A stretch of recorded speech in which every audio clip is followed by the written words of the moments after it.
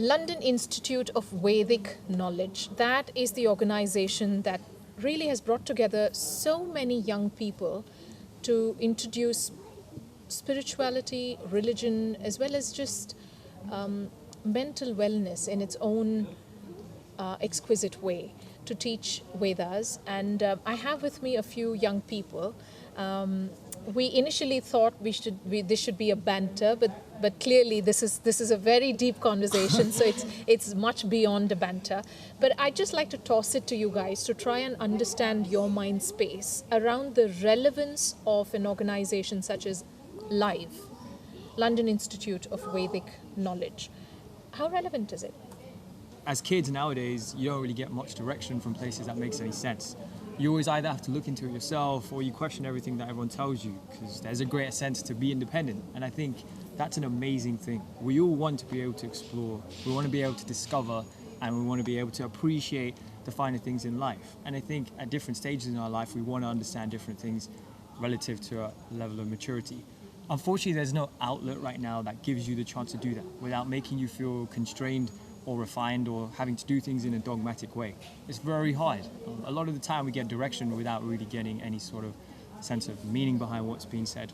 And it's easy to lose interest. Why are we interested in things that we love? Because we know so much about them, because we can relate and connect with them. So I think Live is an amazing platform for people to get a better sense of perspective on why these sorts of things can be important and how much more they can actually enrich our lives, from the way that we communicate to the way that we actually succeed when we have a particular objective in mind, to how we actually communicate with people and build great relationships. So I think it has a very comprehensive way of being able to provide quite an amazing experience in your life, but it requires that first step of wanting to be interested in knowing what this is all about. And I think that's the hardest step, right, guys? I think from my experience, it's always difficult to take that leap of faith, as everybody actually calls it. Yeah, I don't know. I think it depends. Do people from a young age ask these questions or want to find out more? Because you usually find out more from what you're interested in or what you seek, right? If you're seeking answers to certain questions, then you're going to try and find those answers, right? Yeah.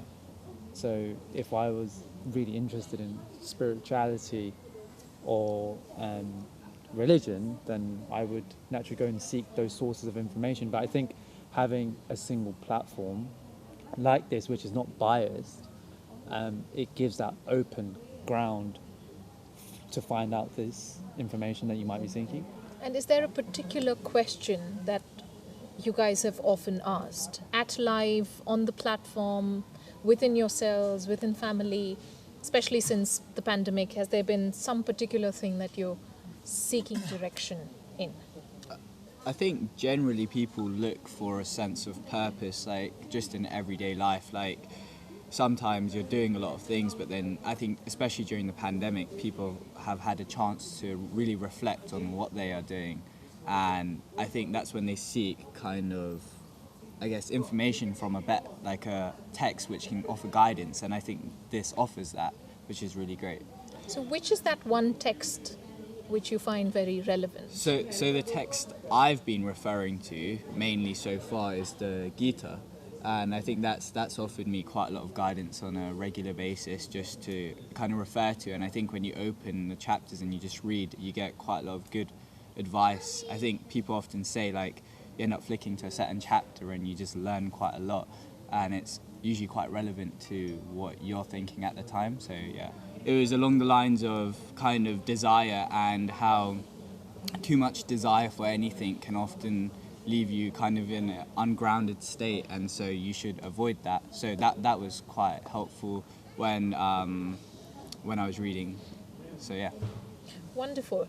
Pars, can I bring in you here? How relevant is Live for you in your life? So personally, there are many important real questions that almost everyone asks in life, like who are you, who am I, why am I here, what's my purpose, and even more deeper questions like what happens after death, how do I prepare for it, what can I do. So all of these questions, it's really hard to find a source in everyday life that gives you the answers to the questions, or at least gives you a text or a foundation for getting these answers. So I think Live really brings together a lot of Vedic texts like Bhagavad Gita, Srimad Bhagavatam, that help you gather some answers. Has there been any life-changing moment for any of you whilst you were either reading the Vedas or just attending one of these sessions or just exploring? Yeah, I joined the Krishna KC shop in my uni, and I used to go to the kirtans, and I really enjoyed it. So if I went there, I would feel better for myself. But, yeah. Wonderful. Anything from you? I wouldn't say life-changing, but finding out all this stuff by yourself, rather growing up, we've had our parents teach us about religion, about spirituality and stuff. But when you go out there and with a platform like Live, you can find out answers to questions by yourself, which is the interesting aspect of it. Any example that you can share with us? In general, growing up, you've heard stories about Krishna's pastimes. You've heard about all the different gods and their roles and stuff. But if you go and through Live, Nam Prabhu was telling stories and stuff, and you find out the minute details that may have been missed out by your parents, and you learn it by yourself. That's very interesting, I think. One last question to you. If did you attend any session at all, or are you into spirituality, or are you just this observer, fence sitter who's wondering when to make that jump? No. I think spirituality plays a big role in life in general. I think there's a lot of things that kind of go hand in hand with religion. But I think generally we're making life decisions, when making business decisions, we're making any type of decision. I think if you have that grounding factor in your life, those kind of your compass to guide you, then I don't think you can go too far wrong with things. So I'm far from a fence sitter. I like observing, and I like learning from everyone, because I think there's a lesson in everything that happens in life. What's your last lesson? What is the last lesson you picked up? My last lesson was, so the professional I'm working with, we were looking at the weather today, and the weatherman said that there's 20% chance of rain, and we were debating to call this event off, the shooting off. But this professional by name Raja, he said 20% chance means 80% no rain.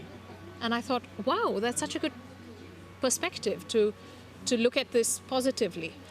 So what is the last lesson you picked up? Have I put Gopal in the spot? I'll start with you then. Gopal knows all lessons. Just to do chant, try and do at least 5 or 6 maras a day would just make the life better. 5 or 6 malas a day. No, actually, for me personally, because I don't really Spiritual warrior here. I don't normally do maras every day, so something a good start will be So you could start there. Yeah. Fantastic. Take a bow. Okay, Gopal. What is the most recent life lesson I've picked up? Or a life lesson you picked up. I see what you did there. Smart. Alive. Live.